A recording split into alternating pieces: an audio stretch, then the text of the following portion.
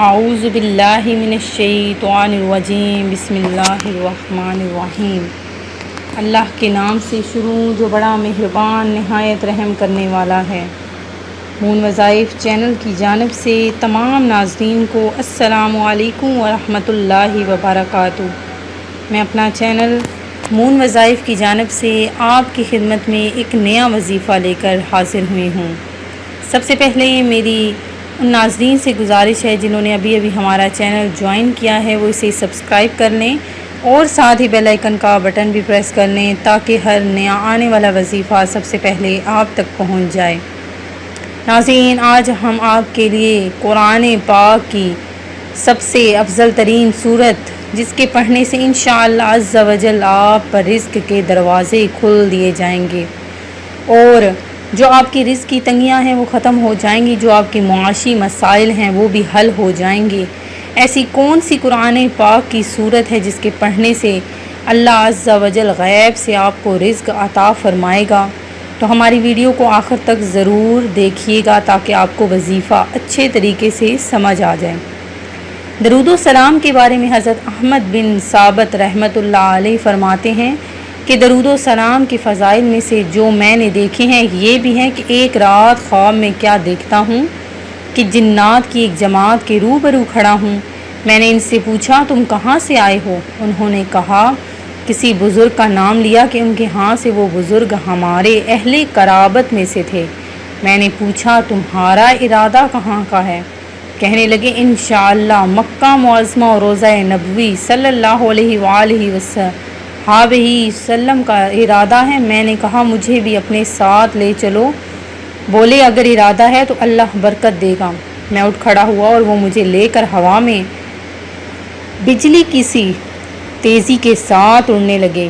ایک ساتھ کے بعد ہم مکہ میں تھے اور وہ بولے یہ رہا بیت الحرام۔ انہوں نے طواف کیا اور میں نے بھی ان کے ہمراہ طواف کیا۔ پھر انہوں نے اللہ عز و جل کا نام لے کر مجھے ساتھ لیا اور اگلے ہی لمحے ہم لوگ مسجد نبوی صلی اللہ علیہ وآلہ وسلم میں تھے۔ ہم لوگ بیٹھے ہی تھے کہ ایک خوبصورت شخص ہاتھ میں ایک بڑا برتن جس میں سرید یعنی شوربے میں بھگوئی ہوئی روٹی اور شہد لے کر آیا اور کہا شروع کیجئے۔ میں نے اس سے کہا میں رسول اللہ صلی اللہ علیہ وسلم کو دیکھنا چاہتا ہوں۔ تو اس نے کہا کھانا کھا لو، رسول اللہ صلی اللہ علیہ وسلم بھی تشریف لائیں گے اور انشاءاللہ تم ان کی زیارت سے بھی مشرف ہوگے۔ میں نے دل میں کہا کیسی تعجب کی بات ہے، ابھی میں نے اپنا گھر چھوڑا اور تھوڑی ہی دیر میں مکہ معظمہ اور روضہ رسول کی حاضری سے مشرف ہو گیا۔ مجھے یہ بھی معلوم نہیں کہ جن ساتھیوں نے مجھے اٹھایا تھا وہ کون لوگ تھے اور ان کا نسب کیا تھا۔ میں نے ان سے کہا میں تم میں سے خدائے بزرگ و برتر اور ان کے نبی کریم صلی اللہ علیہ وسلم کے نبی حضرت داؤد علیہ السلام کا واسطہ دے کر سوال کرتا ہوں کہ تمہارا ٹھکانہ کہاں ہے اور تمہارا نسب کیا ہے؟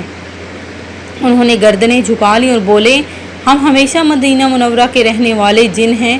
میں نے کہا میں حضور نبی کریم علیہ السلام کا دیدار کرنا چاہتا ہوں۔ بولے کھانا کھا لو، انشاءاللہ دیدار بھی ہو جائے گا۔ میں نے کھانا کھایا، پھر ہم نکلے تو کیا دیکھتے ہیں کہ رسول اللہ صلی اللہ علیہ وآلہ وسلم ایک جماعت کے ہمراہ تشریف لا رہے ہیں اور آپ علیہ السلام کی گردن مبارک سب سے بلند ہے اور اپنی گردن مبارک و شانہ اقدس کے لحاظ سے سب پر فائق ہیں۔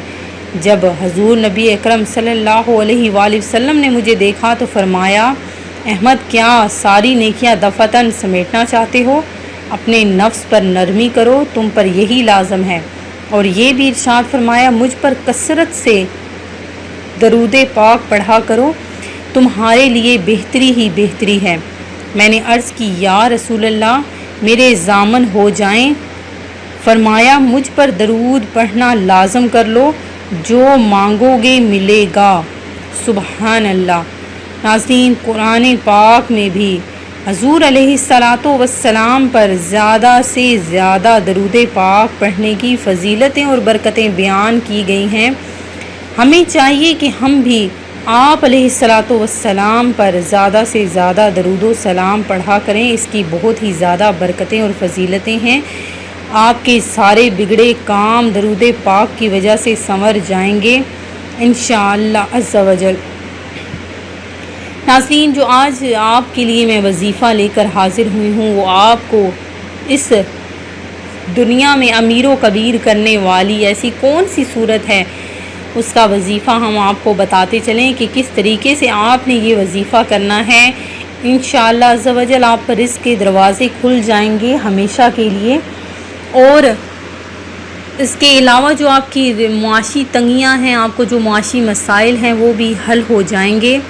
تو آپ نے کیا کرنا ہے کہ یہ عمل آپ کا 11 دن کا عمل ہے، اور آپ نے سورت بھی 11 مرتبہ پڑھنی ہے۔